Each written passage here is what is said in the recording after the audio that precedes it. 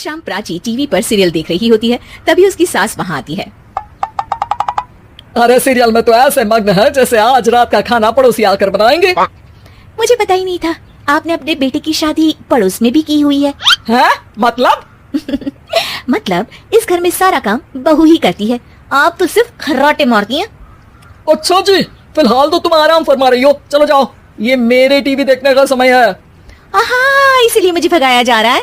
Sorry, अब तो बिल्कुल नहीं जाऊंगी। प्राची की इस बात पर दोनों सास बहू के बीच टीवी रिमोट के पीछे बच्चों जैसे छीना झपटी शुरू हो जाती है, जिसके बीच श्लोक भी काम से घर वापस आ जाता है।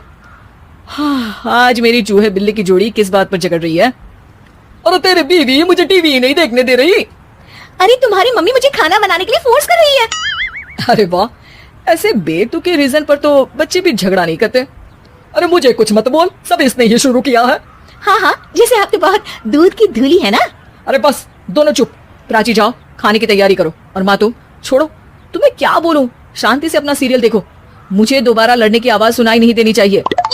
ऐसा बोलकर श्लोक वहां से चला जाता है, जिसके पीछे पीछे प्राची भी कुछ न कुछ बड़बड़ाते हुए रसोई में चली जाती है। हाँ, सासू जी को तो कुछ बोलेंगे ही नहीं, बस मुझ पर ही हुक्म चलता है, खाना बनाओ, जैसे मैं इनके घर में खाना बनाने के लिए आई हूँ। इसी तरह श्लोक और प्राची की सास खाना खाकर सोने चले जाते हैं, लेकिन प्राची गुस्से में कुछ खाए बिना काम में ही लगी रहती है। इस घर में किसी को घंटा फिक्र नहीं पड़ता, मैं खाऊं या भूखी रहूं। प्राची कुछ देर के लिए रसोई से बाहर जाती है और जैसे ही वापस आती है तो वहाँ दूध का भरा ग्लास देखकर हैरान रह जाती है। फिक्र पूरी है, बस दिखाना नहीं है। प्राची दूध पीकर सोने चली जाती है और अगली सुबह एक बार फिर सास बहू का कार्टून नेटवर्क स्टार्ट हो जाता है। ये तुमने ही किया है। अरे अजीब जबरदस्ती है, मैं बोल रही हूँ मैंने कुछ नहीं किया। दोनों ने मिलकर पूरे घर को पागल खाना बनाया हुआ है।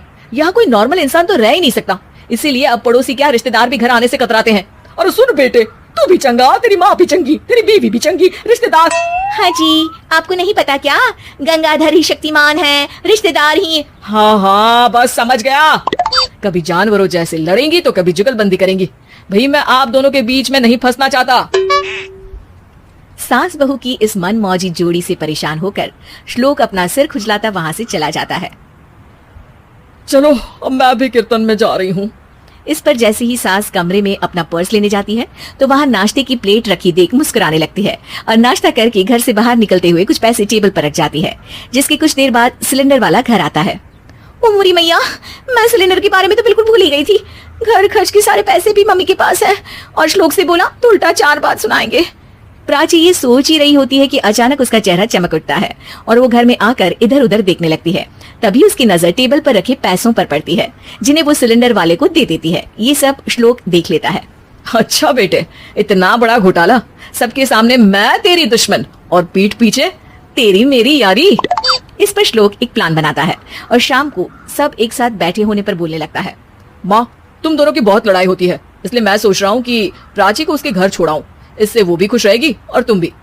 अचानक श्लोक की ये बात सुनकर सास बहू शौक से उसकी तरफ देखती है। अरे ऐसे कैसे घर छोड़ाओगे, मुझे कहीं नहीं जाना। अरे तुमने बोला नहीं पर मैंने सुन लिया, तुम्हें मम्मी के साथ रहना अच्छा नहीं लगता, मुझे पता है। अरे वो अरे, जब बहू खुद कुछ काम बोले तो वो तुझे सुनता नहीं, और अब जो इसने बोला ही नहीं वो तू समझ गया। जब उसे नहीं जाना तो फिर जबरदस्ती क्यों कर रहा है?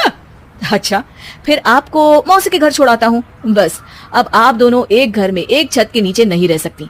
मैं इस टॉम एंड जेरी की जोड़ी को और नहीं झेल सकता। है? ऐसे कैसे नहीं रह सकते? तुम्हें इतनी दिक्कत है तो तुम्हारा बोरिया बिस्तर पैक कर देती हूँ, लेकिन मम्मी जी कहीं नहीं जाएंगी। बिल्कुल यही सुनना था मुझे। अगर दोनों में इतना ही प्यार है फिर हर वक्त ये लड़ाई का नाटक क्यों करती हो? देखा मैंने कैसे माँ किचन में दूध रखती है और तुम उनके लिए कमरे में नाश्ता रखती हो, और कैसे वो पहले ही तुम्हारी दिक्कत समझकर घर में पैसे रखकर बाहर जाती है। अरे भाई, इतना ड्रामा तो डेली सोप में भी नहीं होता जितना तुम दोनों ने इस घर में फैलाया हुआ है।